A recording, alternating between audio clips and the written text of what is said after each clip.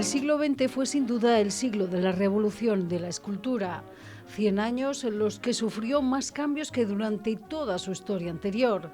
Las vanguardias artísticas y los movimientos que inundaron esta centuria son los mayores causantes de estos cambios. Experimentaciones que van desde el modernismo al cubismo o el surrealismo y que no solo se limitaron a modificar el sentido de la pintura, sino que encontraron en la escultura un soporte perfecto para sus búsquedas.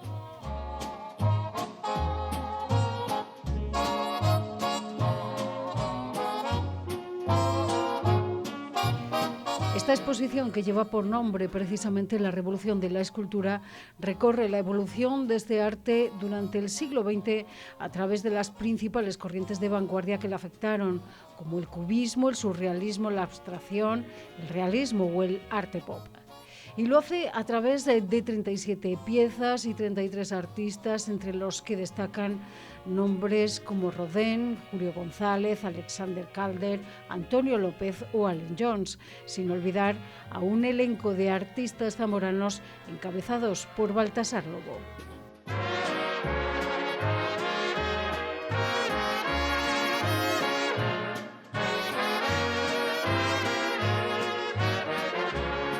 Una técnica, una especialidad que durante siglos se mantuvo unas determinadas coordenadas, tanto de técnica, de temáticas, de funciones, y que a finales del siglo XIX sufre una auténtica revolución. La pieza que abre la exposición es precisamente esta cabeza de esclavo de Auguste Rodin, que marca esa finalización de la concepción de la escultura como una estatuaria pública, una estatuaria simbólica, porque el principal cambio que aplica en esta pequeña escultura Rodin es que el motivo, la temática, no se corresponde con la estatuaria tradicional, porque es la cabeza de un esclavo. Rodin es uno de los grandes maestros de la escultura del siglo XIX y tenemos la suerte de que esta exposición, la Revolución de la Escultura, se inicia con una de las únicas dos piezas de Rodin que existen en colecciones españolas. Una exquisita muestra organizada y diseñada por Fundos, con piezas procedentes de fondos propios y de otras destacadísimas colecciones privadas españolas. Fundos, que es el primer operador cultural privado de Castilla y León, posee una interesantísima colección compuesta de casi 13.000 piezas de muy diverso carácter, desde fondos etnográficos, de artes decorativas, de artes plásticas, y la línea de exposiciones que seguimos está marcada por dos claves fundamentales. En primer lugar, tratar los grandes temas de la cultura occidental y del arte occidental. Creemos que es el papel que tenemos que ocupar dentro del ámbito de la comunidad autónoma. Y en segundo lugar, dado que la colección de Fundos es una de las principales colecciones privadas de Castilla y León, nuestras exposiciones siempre suponen un diálogo entre nuestra colección y otras colecciones privadas. En este caso, los visitantes a la exposición de la Revolución de la Escultura van a poder contemplar piezas que proceden tanto de la colección de Fundos como otras colecciones privadas, que tiene el especial valor esta exposición,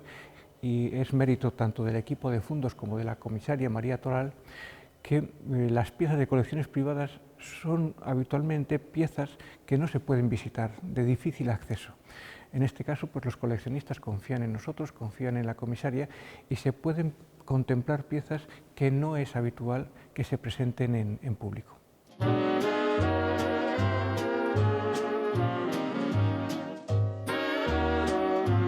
La exposición, articulada en 6 capítulos, arranca con la Escuela de París. Según el criterio tradicional, es la agrupación de una serie de artistas muy innovadores, muy vanguardistas, de estilísticas muy diferentes, que se concentran en París, que a su vez se convierte en la capital del arte en el periodo de entreguerras, de 1919 a 1939.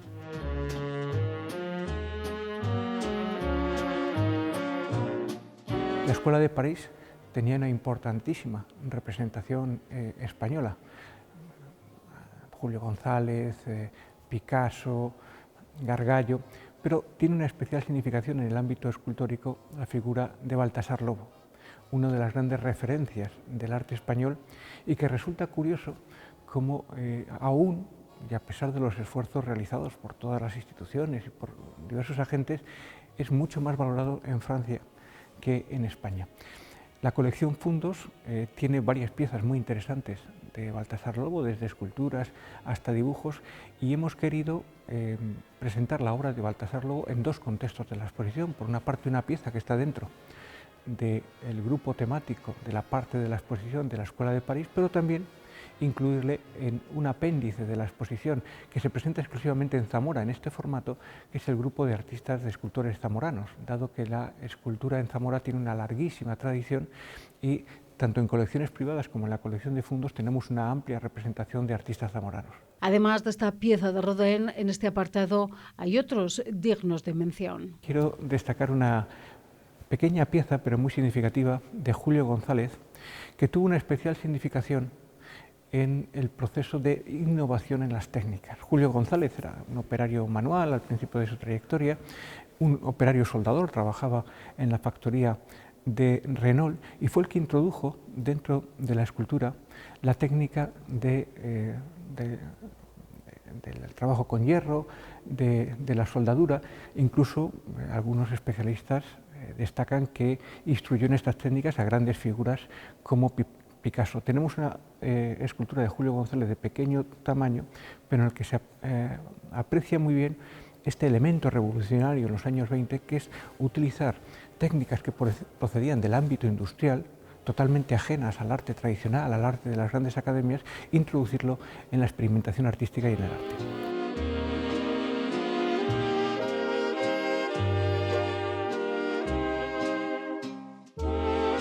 Tras la Escuela de París, el surrealismo ocupa el segundo bloque temático de la muestra, porque sin duda fue una gran revolución. Dentro de la crisis de las sociedades occidentales que se producen en el periodo de posguerra, después de ese gran trauma que supuso la Primera Guerra Mundial, una serie de artistas, de intelectuales, de escritores van plasmando en el ámbito artístico las novedades intelectuales de finales del siglo XIX sobre la importancia de los sueños, del subconsciente, de la subjetividad.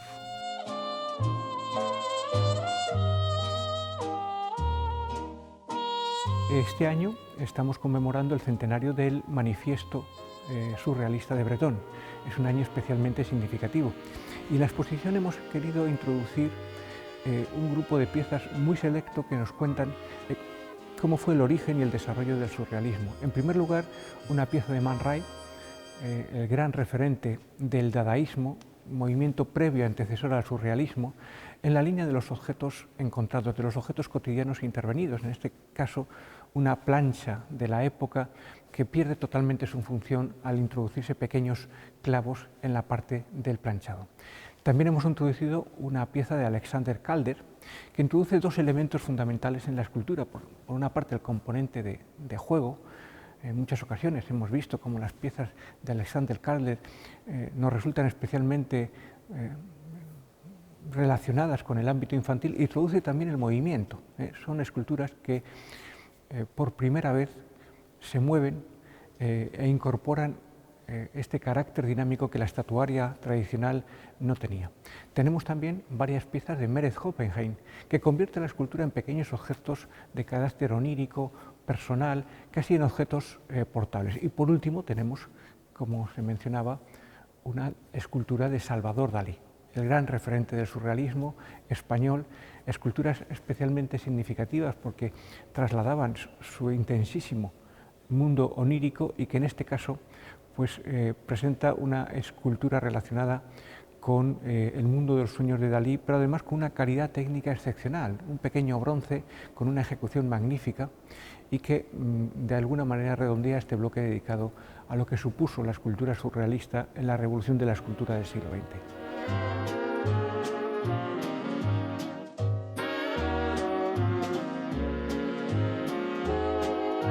En nuestro avance por esta sala de la Encarnación llegamos a las obras enmarcadas dentro del informalismo, movimiento fundamentalmente europeo surgido tras la Segunda Guerra Mundial y generado en gran medida por el trauma de la contienda. Bajo esta etiqueta del informalismo se agrupan una serie de movimientos como el tachismo o el art brut que inundan Europa a partir de 1945. Esta exposición se centra así en varios puntos clave de este movimiento artístico y especialmente en su repercusión en España con obras de algunos artistas pertenecientes al grupo El Paso. El grupo El Paso fue el gran grupo artístico español que desde el año 57 al año 60 cambia radicalmente la escena artística española, puesto que supone la homologación del arte abstracto y del arte informalista en nuestro país. Contamos con esculturas muy significativas. Quiero destacar la de Pablo Serrano, uno de los máximos representantes del grupo El Paso, la de Martín Chirino y también una pequeña escultura de Canogar. En este momento vemos cómo se produce una descomposición de los lenguajes formales tradicionales de la escultura, ya muy significativa, y hemos incluido también una pieza de Oteiza, no perteneciente al grupo El Paso, sino una línea muy diferente, uno de los grandes escultores españoles del siglo XX, y que en concreto esta pieza que pueden ver los visitantes en la exposición de Oteiza forma parte de uno de los fondos que estamos más orgullosos en fundos, que es el fondo o el centro Gaya Nuño de Soria. En el centro Gaya Nuño está depositado la colección artística, el archivo y la biblioteca de José Antonio Gaya Nuño, el gran crítico de arte del siglo XX. Es una auténtica joya que custodiamos en fundos, y dentro de la magnífica colección del centro Gaya Nuño se encuentra una pequeña pieza de Oteiza, un boceto realizado en cemento realmente magnífica y que es muy significativa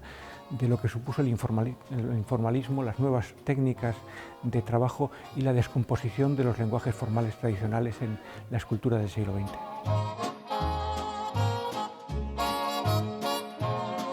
Precisamente sobre este grupo hubo en el mismo escenario, en la Iglesia de la Encarnación, una exposición con gran aceptación. Que mostraba además el grupo El Paso desde 3 puntos de vista. Los artistas del grupo El Paso, antes de constituirse el grupo, durante los 3 años que duró la trayectoria del grupo y su trayectoria posterior. El grupo El Paso realmente supuso la convalidación del arte abstracto y de la escultura abstracta en España, y tiene una importancia que cada vez se está destacando más en diversas muestras. En estos momentos en España creo recordar que hay hasta 4 muestras abiertas simultáneamente sobre el grupo El Paso.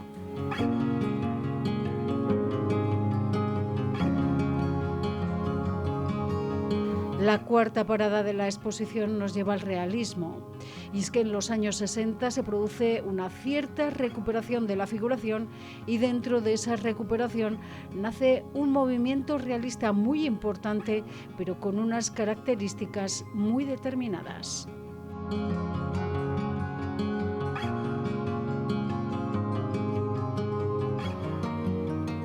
Se trata de la recuperación de motivos relacionados con la vida personal, con la vida cotidiana, incluso con motivos que no formaban parte de los grandes temas del arte. Tenemos piezas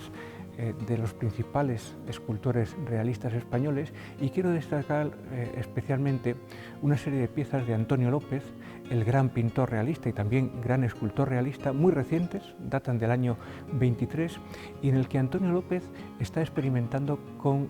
cristal. Son piezas magníficas de un gran componente poético, y junto con las piezas de Antonio López también presentamos piezas de Julio López Hernández, de otros artistas relacionados con este movimiento, y como bien se comentaba, el realismo sigue teniendo una potencia muy fuerte en la época actual, manteniendo técnicas y recursos tradicionales, pero innovando en los motivos más cercanos a la realidad cotidiana, al mundo en el que vivimos, o a motivos que tradicionalmente no eran el centro del gran arte. Un apartado en el que encontramos piezas de altísimo nivel, como las de Antonio López, en claro diálogo con la cabeza de esclavo de Rodin, con la que se abre la exposición. En la pieza de Antonio López hay un cierto paralelismo, y así intencionadamente se ha señalado por parte del equipo de coordinación de la exposición entre la cabeza del esclavo de Rodin y las cabezas de Antonio López, que distan décadas en su ejecución, pero que suponen en cierta manera una innovación técnica y también una innovación en cuanto a los motivos. La cabeza de un esclavo, de alguien no perteneciente a los grandes temas del arte, y la cabeza de un recién nacido en el caso de Antonio López. Por eso hemos querido que la representación del realismo, que en algunas lecturas del arte actual no tiene la valoración que merece, en esta exposición tuviese una representación significativa. El penúltimo capítulo es para la nueva figuración, el pop art, y es que si en los años 60, como hemos apuntado, se produce una recuperación de la figuración, en este contexto y principalmente teniendo origen en Estados Unidos, aparece el movimiento pop art. Un movimiento figurativo pero con carácter irónico y con un lenguaje formal que se fusiona en ocasiones con lenguajes populares como el cómic o la publicidad. En este caso presentamos una selección tanto de artistas internacionales como de artistas nacionales. El pop art, que habitualmente se le ha concebido como un movimiento frívolo relacionado con los mass media, con la publicidad, también tuvo su componente crítico. Y aquí presentamos piezas de un grupo artístico español, el equipo Crónica, que siguió y fue pionero del arte pop en España, pero que mantuvo un carácter crítico con relación a los acontecimientos de los años 60 y 70 en nuestro país. Y también presentamos una pieza de Manolo Valdés, uno de los dos miembros del equipo Crónica, que hace referencia también a la tradición española. Manolo Valdés ha trabajado habitualmente sobre las referencias culturales tradicionales españolas y en este caso presentamos una menina, que es uno de los temas recurrentes de este escultor. Dentro del alto nivel de las piezas expuestas destaca en este apartado del pop art aquellas que forman parte del llamado equipo Crónica, sobre todo por lo que supuso en la España de los años 60 este grupo de artistas. Tenemos en la exposición representados dos grupos, el grupo El Paso y equipo Crónica, que en aquel panorama artístico de los años 60 que podemos desde el momento actual pensar que se trataba de un panorama artístico plano, oscuro, aislado del ámbito internacional, tenemos ejemplos como el grupo El Paso y equipo Crónica que rompen esa visión y nos muestran una realidad artística de los años 60 en España muy dinámica y conectada con las grandes tendencias del arte internacional. Esta revolución de la escultura tiene un carácter itinerante que la ha traído a Zamora, pero con un apartado más, el último, destinado exclusivamente a los autores zamoranos. Dentro de la colección Fundos y en el ámbito del arte del siglo XX, la escultura zamorana ha tenido una representación fundamental. Quizá el artista más representativo y significativo sea Baltasar Lobo, pero tras la huella de Lobo hay una serie de escultores que han marcado el arte de Castilla y León y de España en los últimos años. En este caso hemos querido presentar tres esculturas de bulto redondo de Baltasar Lobo que pertenecen a la colección Fundos y que son muy significativas de su estilo en cuanto al tratamiento de los materiales nobles, del mármol, de la piedra y a la utilización de formas orgánicas muy relacionadas con la naturaleza. Como comentaba anteriormente, Baltasar Lobo tiene representación en dos apartados. Está representado tanto en la Escuela de París como en el ámbito de Zamora, porque no solo fue, en nuestra opinión, un artista que estuvo en París, sino que tuvo una influencia determinante en la escena artística española y especialmente de Castilla y León y zamorana. En este caso, hemos optado por presentar piezas en diferentes materiales y complementarlo con con tres escultores muy significativos y que creemos que tienen una cierta relación tanto con la obra de Lobo como con diversas tendencias que hemos presentado en los apartados anteriores. En estos casos queremos hacer referencia no solo a la temática general de la exposición, a la temática internacional, sino también a la vertiente local que tiene aquellos contenidos o aquellos relatos que contamos en la exposición general. Así, Baltasar Lobo tiene una representación y ubicación especial en esta revolución de la escultura. En primer lugar, tenemos un torso femenino que en Fundos le tenemos un especial cariño, porque es un torso muy sutil, casi plano, con los elementos fisiológicos marcados, con una levedad magnífica, pero le tenemos especial cariño porque es una escultura que forma parte de la exposición permanente del Museo Casa-Botines Gaudí de León, el proyecto referencia de Fundos, que es la creación de un museo en una de las 17 obras de Gaudí en España y en una de las únicas 3 que están fuera de Cataluña, y dentro de nuestro museo tenemos una sección dedicada a la colección Fundos, y dentro de esa exposición permanente un área dedicada a la Edad de Plata, y estamos especialmente orgullosos de esta pieza porque es uno de los artistas o una de las piezas más destacadas de nuestro museo de León, que además, y aquellos espectadores que nos estén viendo y visiten el Museo Casa-Botines Gaudí de León o lo hayan visitado, podrán comprobar que en la sala de nuestro edificio en el que está la pieza de Baltasar Lobo, contiguo a ella está una magnífica pintura de Deli Tejero, artista también zamorana, titulada Arlequín. También presentamos un bulto redondo realizado en mármol de formas orgánicas que aproximan a otra de las vertientes interesantes abordadas en la exposición y en el que Lobo es un artista especialmente interesante, que es la llegada de la abstracción a la escultura. Algo que a finales del siglo XIX podía parecer un paso realmente complicado de abordar un lenguaje abstracto en el ámbito de la escultura. Lobo es un auténtico maestro en esta vertiente y además con una técnica escultórica magnífica y una relación o inspiración con el mundo natural estupendo. Y tenemos por último una última pieza de la colección Fundos, en el que en primer lugar quiero destacar que también tiene esa influencia, también es una pieza de pequeño formato, tiene también esa influencia de la naturaleza, insinuando de alguna manera formas humanas y una extraordinaria calidad en las pátinas y en los acabados. Por ello creemos que en esta exposición la presencia de Lobo cuenta muy bien esa relación entre lo local y lo global, y además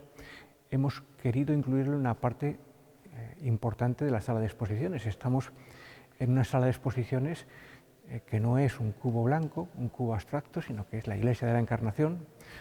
con una potencia patrimonial muy interesante, y hemos querido simbólicamente colocar las piezas de Baltasar Lobo en el antiguo altar de la iglesia para simbolizar la importancia que en nuestra opinión tiene Lobo dentro de la revolución de la escultura del siglo XX. En este contexto también se muestran piezas de autores como José Luis Alonso Coumonte. Coumonte es un artista que dentro de la colección Fundos tiene una representación muy significativa por varias razones. No solo tenemos dentro de la colección esculturas de bulto redondo, sino que también tenemos una importantísima representación de aquellas obras encargadas por las antiguas cajas de ahorros de las que Fundos somos herederos, fundamentalmente por la caja de ahorros de Zamora, que solía realizar encargos para decorar oficinas significativas a Coumonte, desde relieves, rejerías, elementos de diverso tipo, que en aquella época suponía un patrocinio artístico muy interesante en los años 60, 70 y 80, apostar por artistas de vanguardia como realizaban las antiguas cajas de ahorros y para decorar sus oficinas. Además, Coumonte en esta exposición tiene una segunda lectura muy interesante. Coumonte tuvo una trayectoria muy intensa, o tiene una trayectoria muy intensa, alternó la enseñanza con su taller, vivió en Zamora, vivió en Madrid y forma parte también de ese movimiento de grupos artísticos de los años 60 relacionado con el grupo El Paso o con Equipo Crónica. Coumonte funda Gremio 62, un grupo de artistas junto con Kiko Argüello y Carlos Muñoz, que supuso también una continuidad y una vertiente local también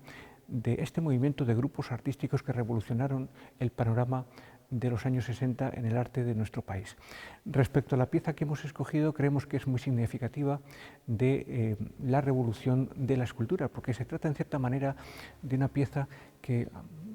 tiene unas ciertas reminiscencias antropomorfas, también parece en cierta manera generarse a partir de la unión de elementos preexistentes, como veíamos en el dadaísmo o en el surrealismo, y se trata de una pieza también que incorpora otros elementos interesantes de la revolución de la escultura en el siglo XX, como es la incorporación del espacio, del vacío, que dialoga junto con la materia. Por eso hemos querido dar también una preeminencia a la figura de Comonte. Somos conscientes que la figura de Comonte cada vez tiene más repercusión. En el año 21 tuvo una exposición monográfica en el Museo Etnográfico de Castilla y León, contiguo a esta sala de exposiciones, y también fue Premio Castilla y León de las Artes. Y creemos que la repercusión de la obra de Comonte va a aumentar en los próximos años porque es una obra de gran interés. Tomás Crespo Rivera es un representante más del gran impacto de la escultura española durante el siglo XX. Y en muchos de los escultores zamoranos se aprecia una relación muy significativa con el mundo de la Semana Santa, tan importante en Zamora, con encargos de cofradías, con encargos de imágenes y con una capacidad especialmente significativa de compaginar una escultura de vanguardia con esos lenguajes tradicionales. Tomás Crespo, y esta pieza que presentamos en la exposición, es una pieza que nosotros tenemos especial cariño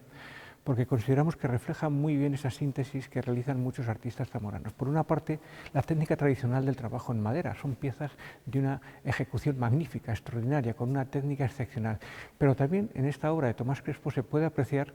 la incorporación de lenguajes contemporáneos, como es el lenguaje abstracto, y en segundo lugar la incorporación también del vacío junto con la materia. Por ello, creemos que dentro de la trayectoria de la colección Fundos, que es una colección que cuenta muy bien la evolución del arte en Castilla y León en el siglo XX y las peculiaridades que tiene la evolución del arte en Castilla y León en el siglo XX, piezas como las de Tomás Crespo nos relatan muy bien esa simbiosis entre las vanguardias y la tradición que se produce en Castilla y León. El cierre de la muestra corresponde a otro artista zamorano, Julián Méndez Sadia, cuya obra pone fin a la exposición con una pieza muy significativa e idónea para cerrar este recorrido por la escultura del siglo XX. Porque supone una vuelta al mármol, es una pieza de mármol realizada con una gran calidad técnica que desde el punto de vista formal maneja muy bien determinados códigos. Se trata de piezas inspiradas en la naturaleza, en este caso una pieza inspirada en la naturaleza que nos deja atisbar formas orgánicas de pájaros, de determinados animales, pero como comentaba, hemos querido introducirla en la exposición por la extraordinaria calidad técnica que tiene en el trabajo del mármol y creemos que es una buena pieza para cerrar el círculo iniciado con Rodin, que recorre todos estos cambios revolucionarios que se han producido en la escultura del siglo XX.